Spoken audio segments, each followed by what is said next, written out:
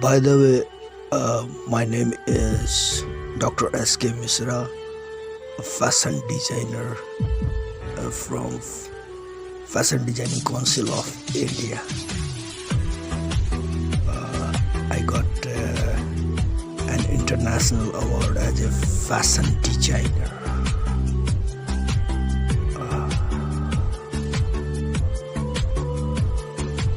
So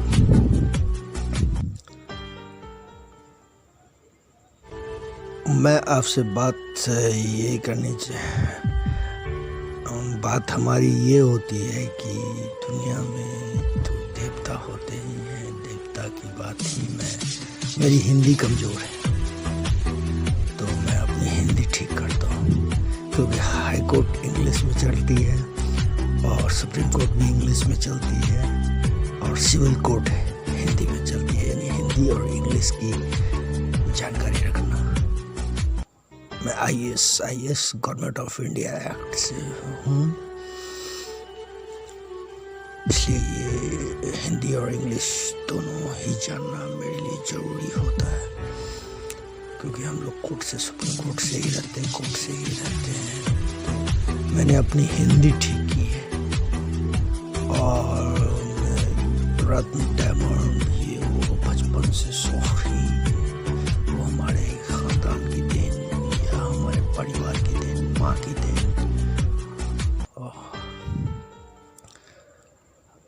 हम लोग जमींदारी 10,000 बीघा 20,000 बीघा जमींदारी वाले लोग हैं।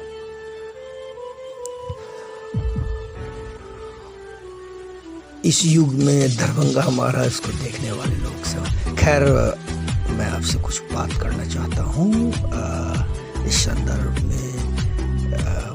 माइथोलॉजी, दैविक सत्य, देवता होते हैं, लाइट ईयर में देवता होते हैं, लाइट ईयर में साइंस होता है, ये सब लोग जानते हैं। आर्यंस की बात हम करते हैं। आर्यंस कौन होते थे? तो आर्यंस आज के प्रोफेसर होते थे। आर्यंस वो लोग जो जानकार लोग जो होते थे, वो प्रोफेसर से आप समझ सकते हैं कि आर्यंस प्रोफेसर होते थे। और हिंदू जो होते थे आर्यंस के बात को फॉलो करते थे।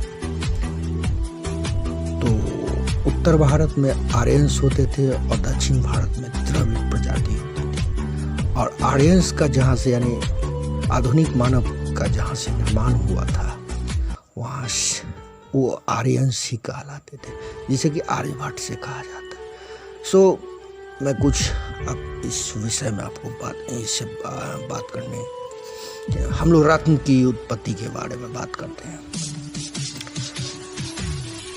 मैं पढ़ के ही बताऊंगा, ये हमारी जानकारी है। प्राचीन समय से ही रत्नों के विषय में लोगों की जिज्ञासा रही है कि रत्न क्या है, रत्नों की उत्पत्ति कैसे होती है, रत्नों का क्या प्रभाव मनुष्य पर पड़ता है। इस विषय में हमारे प्राचीनतम ग्रंथ ऋग्वेद से लेकर विभिन्न पुराणों तथा संहिताओं में अनेक प्रसंग मिलते हैं। आधुनिक काल के विद्वानों ने भी इस विषय पर अनेक ग्रंथों की रचना की है।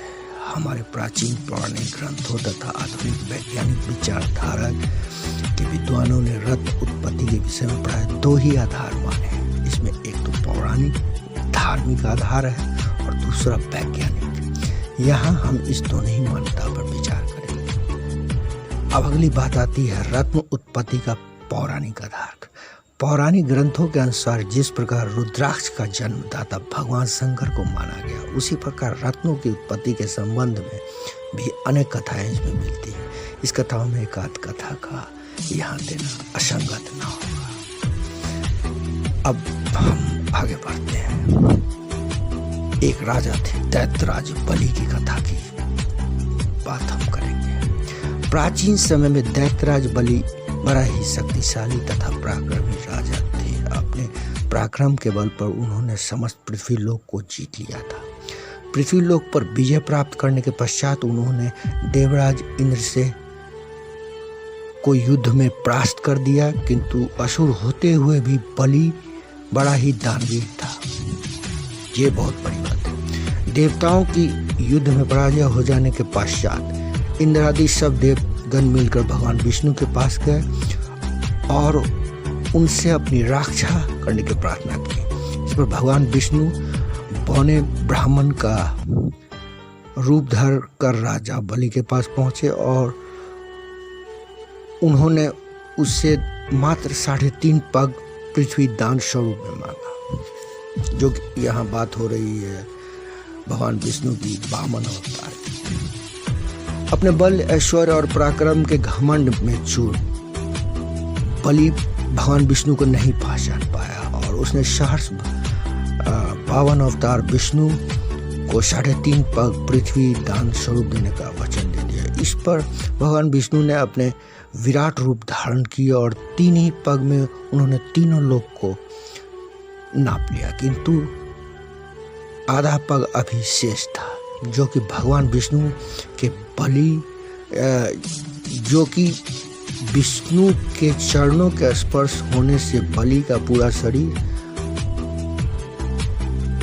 रत्नमय हो गया, क्योंकि वो आधा पग जो है सो अपना राजा बलि ने अपने छाती पर से भगवान विष्णु ने उसकी छाती को जो है यानी राजा बलि को भगवान विष्णु ने ले लिया आधे पग में।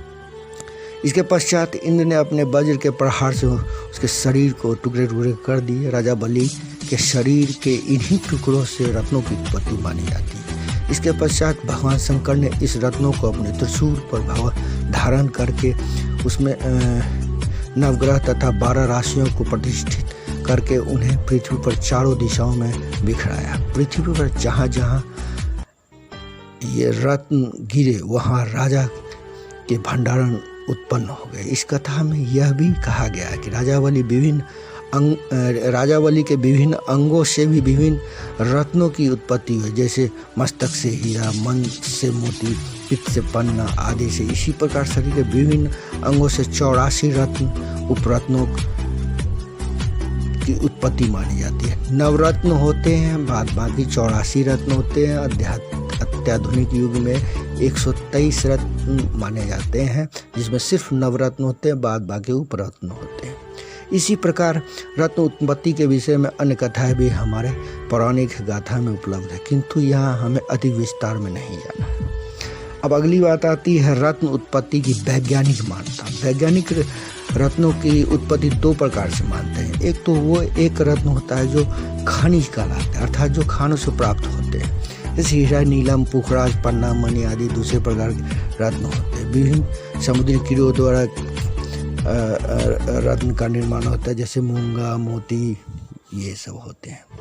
पृथ्वी के भीतर रासायनिक प्रक्रिया होती रहती है, रासायनिक द्रव की प्रतिक्रिया होती रहती है, जिससे कि रत्न का निर्माण होते रहता है। ये वैज्ञानिक मान्यता मानी गई है। इसमें बहुत सारे तत्व होते हैं, जैसे carbon, Valium, calcium, aluminium, hydrogen, phosphorus, magnesium, potassium etcetera etcetera. ये सब ये वैज्ञानिक आधार है, इसलिए इस शब्द को भी नहीं नकारा जाता। लेकिन विज्ञान से ही साइंस होता है और साइंस में ही विज्ञान होता है, यानी साइंस में देवता भी हुए और देवता में ही साइंस हुई। ये आर्यभट्ट से समझाई गई है, आर्यभट्ट ने समझाया है, देवता आर्यभट्ट ने सक्षम से समझाया।